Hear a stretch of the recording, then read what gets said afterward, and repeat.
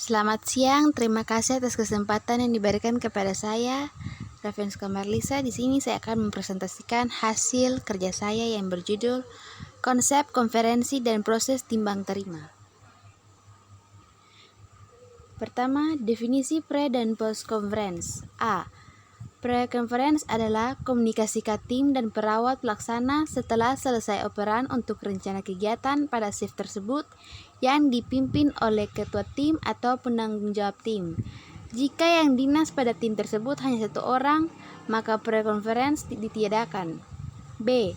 Post-conference adalah komunikasi tim dan perawat pelaksana tentang hasil kegiatan sepanjang shift dan sebelum operan kepada shift berikut. Berikut jenis konferensi. Konferensi terdiri dari 1. Pre-conference, 2. Post-conference. Tujuan pre dan post-conference. Tujuan pre-conference 1. Membantu untuk mengidentifikasi masalah-masalah pasien, merencanakan asuhan dan merencanakan evaluasi hasil. 2. Mempersiapkan hal-hal yang akan ditemui di lapangan.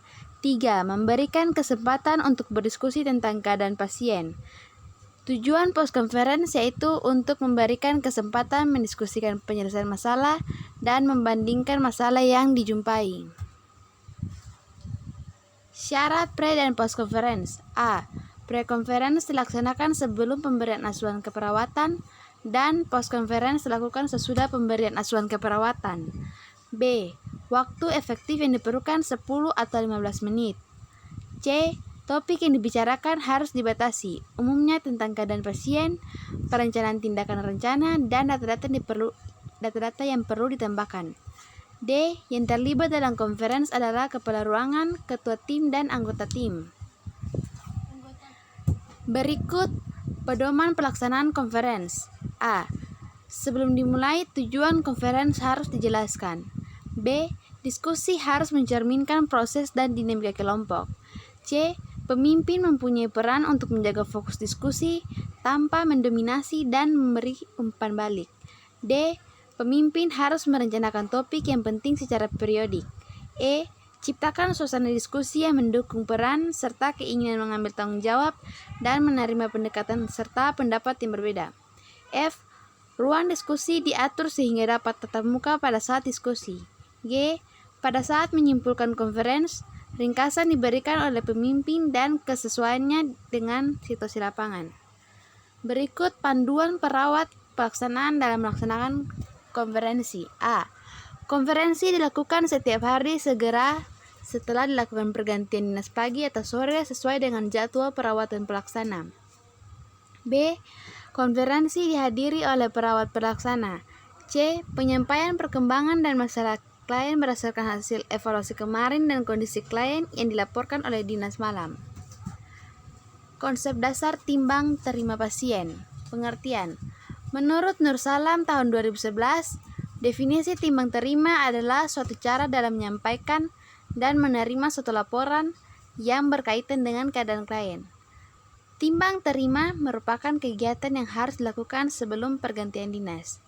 Selain laporan antar dinas, dapat disampaikan juga informasi yang berkaitan dengan rencana kegiatan yang telah atau belum dilaksanakan.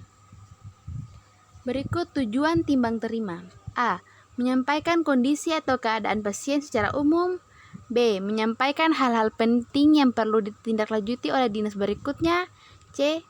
Tersusunnya rencana kerja untuk dinas berikutnya. Berikut manfaat timbang terima.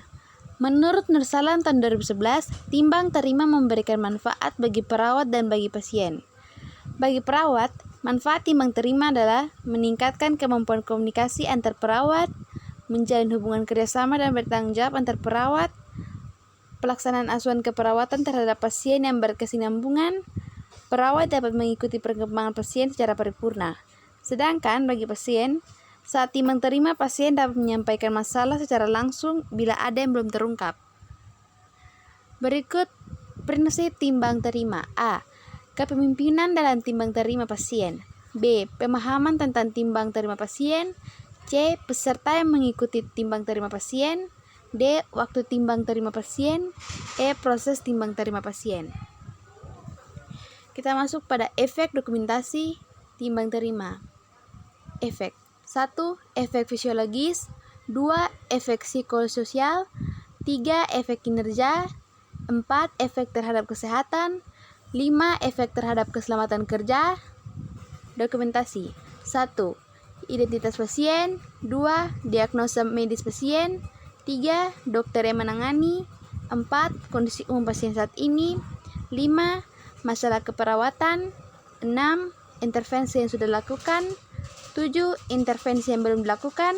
8. Tindakan kolaborasi. 9. Rencana umum dan persiapan lain. 10. Tanda tangan dan nama terang. Sekian dan terima kasih.